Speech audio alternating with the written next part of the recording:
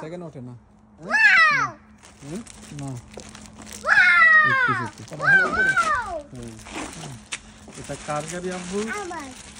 আমার কিভাবে যাও খোলে কাছে বাবা? যাও আব্বু রে কিভাবে খোলে? এভাবে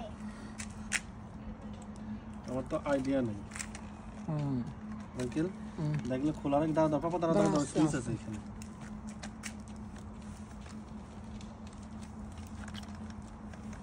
এই তো এই মিলে গেছে।